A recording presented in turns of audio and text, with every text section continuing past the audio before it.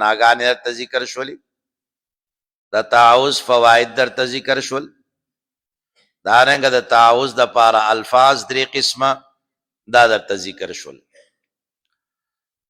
نو اعوذ بالله د قرآن پاک د تلاوت نه وړاندې ویل پکار دي چې انسان دا محفوظ شي د هر قسمه شرور او د هر قسمه فتنو نه. دویم ورپسې بیا تسمیه ده، بسم الله الرحمن الرحیم. د بسم الله متعلق حضرات علما فرمایي چې د دې 19 حروف دي او الله جل شانه په جهنم باندې 19 فرشتي مقرر کړي دي، علیها 19. نو که څوک غواړي چې د جهنم د دغه 19 فرشتو نه ځان بچ کی نو دې بسم الله وایي. نو بسم الله دا په آخرت کې هم د انسان په کار راځي او د جهنم نه د بچاو ذریعہ ده.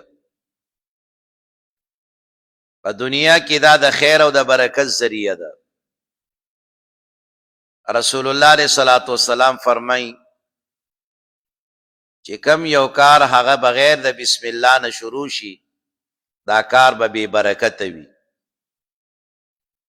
نو د هر کار په ابتدا کې، د هر کار په شروع کې چې کم ښه کار وي، زیبال کار وي، د زړه پورې کار وي، ستا خوښ عمل وي، نو د دې ابتدا د بسم الله سره پکار ده.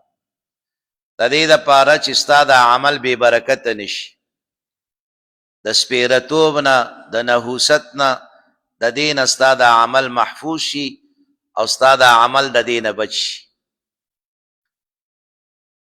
نو په عامو کارونو کې هم بسم الله پکار ده او رسول الله علیه الصلاۃ والسلام موږ ته د دې تعلیم راکړی دی چې د شپې اوده کېږئ نو دروازه بندوئ په بسم الله سره، کور ته دننه کېږئ په بسم الله سره، د کور نه راوځئ په بسم الله سره، لیټ بندې په بسم الله سره، لوښي باندې سر ایږدې په بسم الله سره.